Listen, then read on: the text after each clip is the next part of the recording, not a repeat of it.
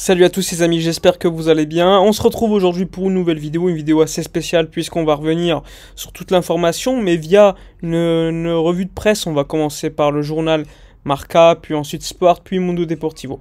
Alors commençons tout d'abord par le journal Marca qui a donc dédié un article concernant Endrick qui est pisté notamment par le Real, le PSG ou encore le Barça. Donc c'est un joueur de Palmeiras. Palmeiras, il vient de passer professionnel au Brésil. Donc il est en train de démontrer ses preuves selon l'article de José Félix Diaz, très proche du Real Madrid. Donc il est en train de montrer pas mal de choses intéressantes au Brésil. Mais encore une fois, c'est que la lutte pour le signer a commencé, avec notamment le Paris Saint-Germain qui serait prêt à proposer 20 millions d'euros pour acheter Endrick, évidemment, alors que le club brésilien demanderait entre 35 et 40 millions d'euros.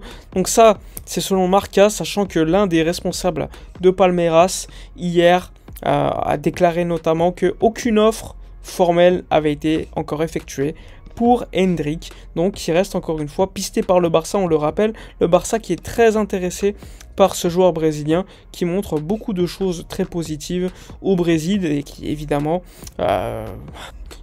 tous les grands clubs sont sur lui, donc on peut voir quelques actions intéressantes. Là c'était ses débuts en professionnel avec Palmeiras.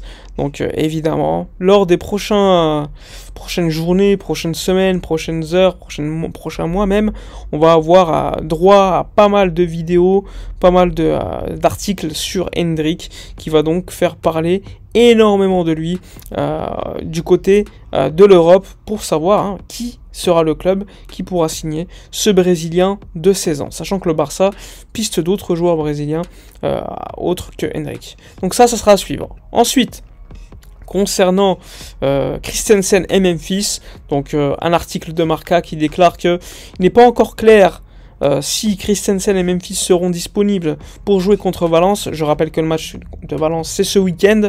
Néanmoins, il y a une grève potentiellement active qui sera donc ce week-end en Liga. Donc n'hésitez pas à aller voir ma vidéo d'hier pour vous expliquer pourquoi une grève est potentiellement possible ce week-end en championnat d'Espagne. Donc pour l'instant, ils ne sont pas convoqués pour le match contre le Bayern. Et il y a encore pas mal de doutes concernant leur présence lors du prochain match, c'est-à-dire contre Valence. Et ensuite, il ne faut pas oublier que dans un peu moins d'un mois, eh bien, il y aura la Coupe du Monde au Qatar, et on sait que Christensen et Memphis sont des joueurs qui sont importants pour leur sélection. Ensuite, Sport qui parle d'une déclaration de Xavi en conférence de presse hier avant match contre le Bayern. Xavi qui déclare: si on joue l'Europa League, eh bien, on sera à fond comme des lions pour aller la gagner. Donc ça, c'était suite à évidemment une déclaration de José Mourinho qui disait que en gros, il sous-entendait que le Barça, évidemment, allait jouer l'Europa League et donc ça allait être plutôt compliqué pour son club, donc la Roma, de gagner. Mais bon, on verra bien. Donc une conférence de presse qui a été plus ou moins intéressante.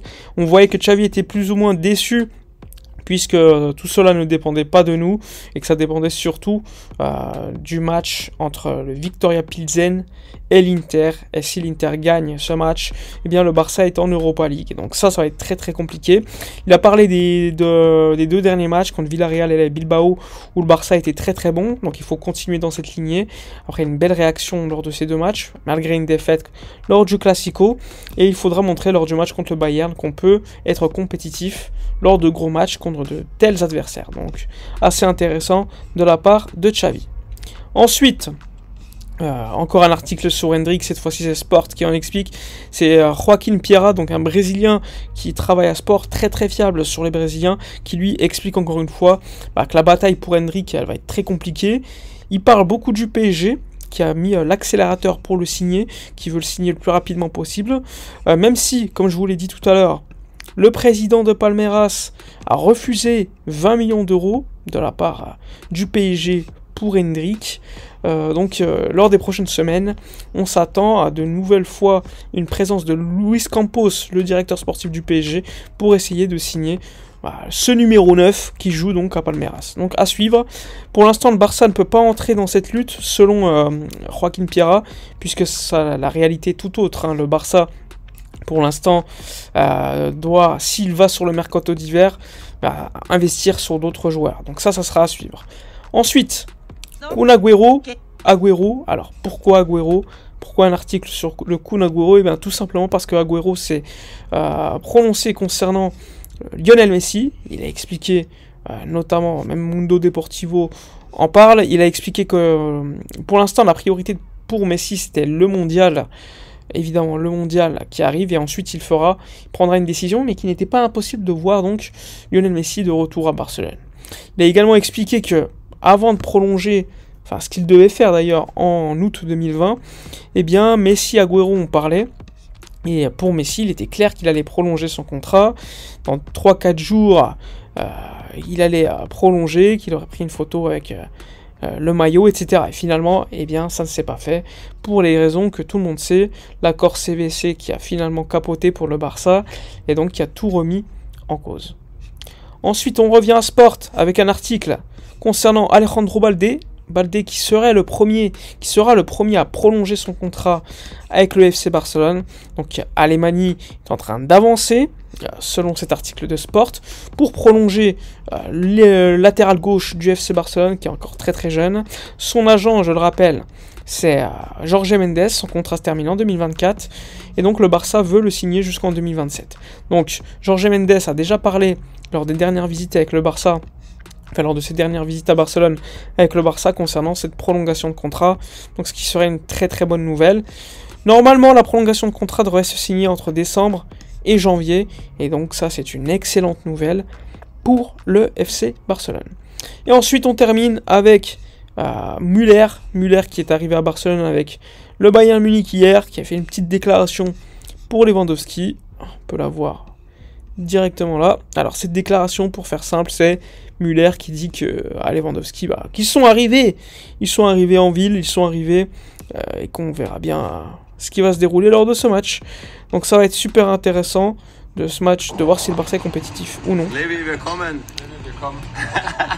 Hier, schaut schon mal, ey. Osterhase, mach mal deinen Hut runter. Ja, und jetzt. Hi. Stanley, nicht schüchtern sein. Schau mal rein hier. Levi, willkommen. Le jupe. Regardez-moi ce regard de terroriste là. Franchement, il me fait peur à Müller. Müller, c'est un mec, il a l'habitude de marquer des buts au Camp Nou. Donc à voir, ça va être super intéressant à suivre ce match.